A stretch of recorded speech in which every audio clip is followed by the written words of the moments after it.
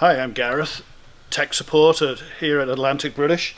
Today we're working on an L322. It's actually a 2005 model. We're going to be replacing rear and front height sensors.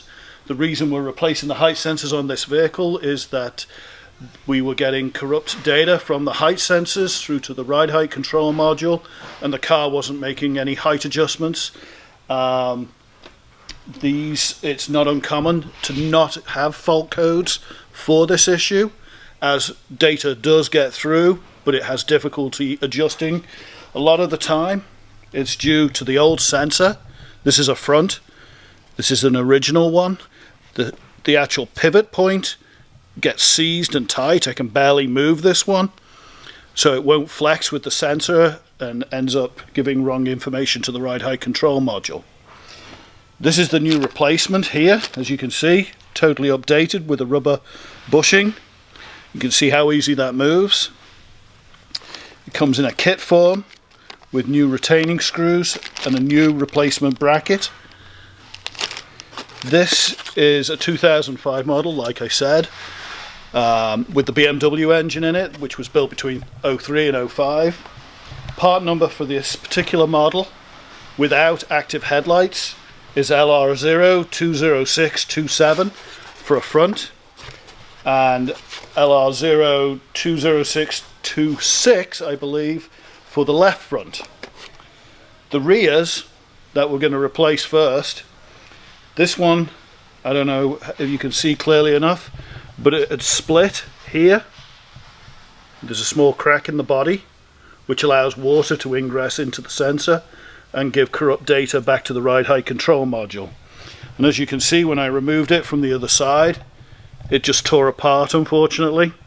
So yeah, definitely time to replace. This side was also starting to crack even though the screw came out.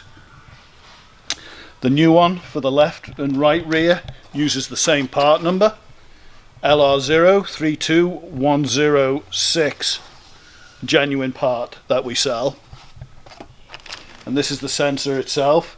Again, all rubber bushed nicely.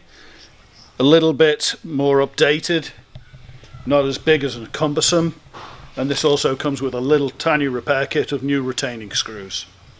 So we're going to start here on the right rear of the vehicle for replacement of the rear sensor. It's a little bit of a tighter fit. It's located all the way back here against the rear subframe. It bolts the lower arm down on the lower control arm. There's a 13mm headed bolt and nut that hold it in place here. There is one electrical connector right here that has to be cleaned.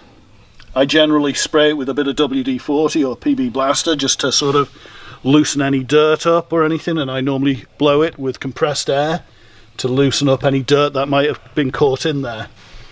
And then once the connector's off, we undo the two retaining screws, one here and one down at the back underneath in the corner here. However, I don't hold out much for the screws coming out that easily because they've been in there a long time and it's all heavily corroded. So I'll start on the nut here and bolt, then the electrical connector, and then I'll work from underneath the vehicle and remove the two screws. Okay, so here is the right rear height sensor removed. Lucky this time, it came apart quite easily. A lot of the time, the hardware, these two screws that hold the sensor to the bracket, rot out, and you end up having to get vice grips out and start moving it bit by bit. But this one came out quite easily. This one is split down the side of the bracket, and on this side you can see the split here, which was allowing water to get into the sensor and give corrupt information to the ride height control module. So we're going to be putting the new one on momentarily and mounting it like so into the vehicle.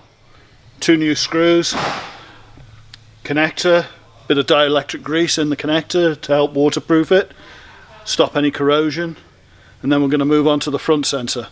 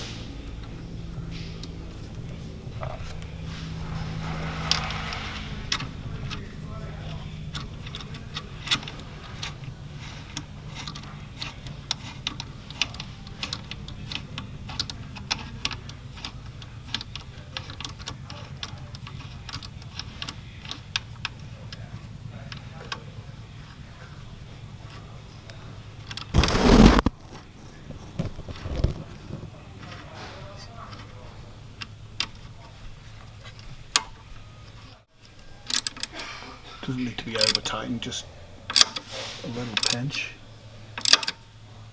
to hold it in place.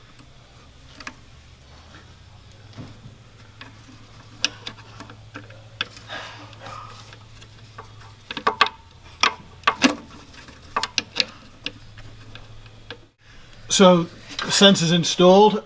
Just a quick check to make sure that the arm moves nice and freely and doesn't obstruct the screws that we put in to hold it in place, and that's good. The arm goes back through the bracket hole somewhere here. There, we'll put the original nut back on. There's nothing wrong with it. We'll hold it with a small 10mm wrench down at the bottom. We'll zip it up, make it nice and tight. We'll put the electrical connector back on with a little dab of dielectric grease, and we're all set to move on to the front.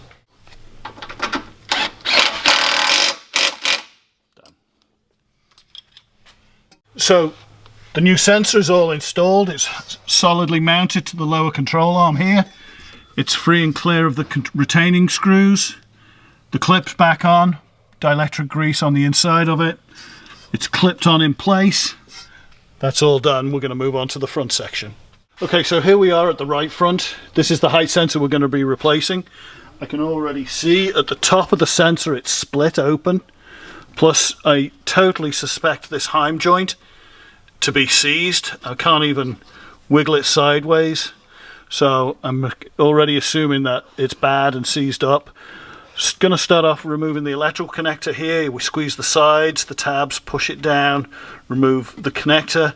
I'm going to disconnect the lower heim joint here at the lower control arm, and then we're going to actually remove the whole bracket with the sensor from here and here. Obviously going to have to cut the cable tie that holds the wiring on for it right there, and then we're going to put a new bracket on. It'll go mount exactly the same place as the old one was, but the new one has the plastic arms with the rubber bushings so they don't corrode and seize up. So this right front sensor, as I suspected with the left front, is seized solid. The arm moves at the sensor but won't pivot here at the arm, and I'm pushing that. I mean, I'm forcing that quite badly, and that would not give good correct information to the ride height control module. It would be corrupted. It's just totally rotted out, seized, and needs replacing.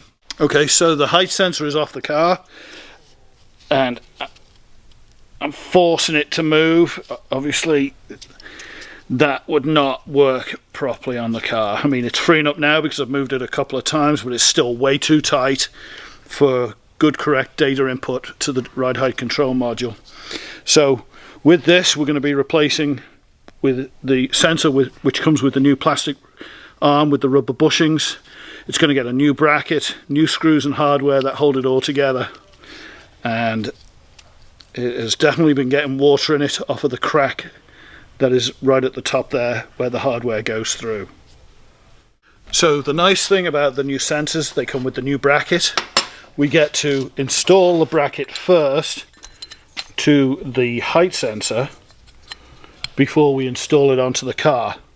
So what I'm going to do is orient this the right direction, and of course we have the old one here to make sure I get it right, and we can screw it on using the two new screws. Screw the bracket on and then just use the old screws that hold the bracket to the subframe of the vehicle. Goes that way, like that.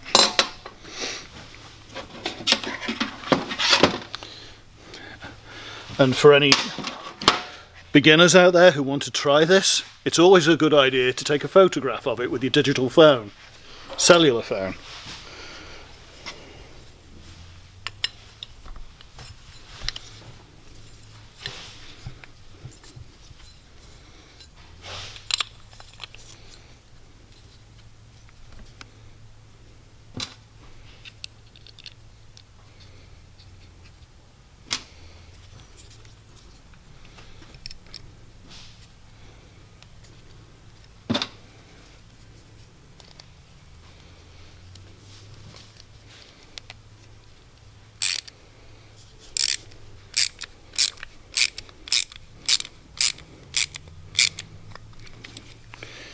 pinched up a little bit. Don't have to go swinging on them. They're small screws. It's going into a small plastic housing. You don't want to strip the plastic housing out. You'll feel it bottom out when it's tight. Check the other side. And there we go. Same as the old one. There, ready to install.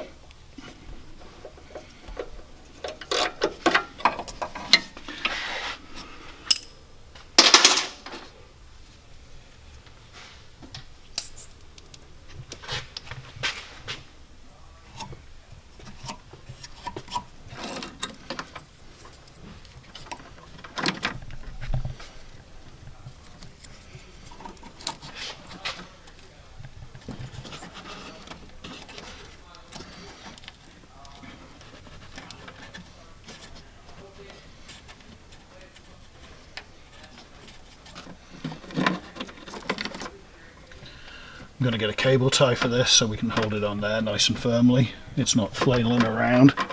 I'll go grab one. Okay, so now we have the new right front height sensor installed. The clip, the wiring harness clip for the height sensor is on nice and firmly. The link rod is attached securely, as is the new bracket. I just zip tied the wiring harness on nice and firmly just to stop it from blowing around and any possible catching of anything. We can put the wheel back on and we could lower the vehicle. We'll probably do a test first to see if we need to calibrate the suspension. You don't always have to calibrate the suspension. It depends on if there are any faults arise due to height sensor replacement. A lot of the time, or most of the time, all the height information is stored in the ride height control module. The sensor just tells the height control module what it's seeing, so not always calibration is needed, but we won't know until we actually test the system. If we do, then yeah, we'll do a calibration procedure. If not, luckily, hopefully, we have just replaced the sensors and the system will come back online and work properly. Okay, so here we have the car off the lift now, wheels back on. I've actually tested the vehicle a couple of times since we have had the car on the ground. The air suspension is working back in operation normally now. There is no need to recalibrate every time you replace height sensors. The information is always stored in the ride height control module on most of the Land Rover models. We did do all 4 sensors on this vehicle. I observed it with the diagnostic tool we had. The readings were well within parameters of one another. I did not calibrate it. I've tested the system in access mode, normal ride height and an extended height mode, and it is working perfectly fine. The vehicle drives excellent. I have no concerns over having any issues over wanting to recalibrate. I've left it well alone. It doesn't need it. I'd be happy if this car came back to me from any repair facility in this condition.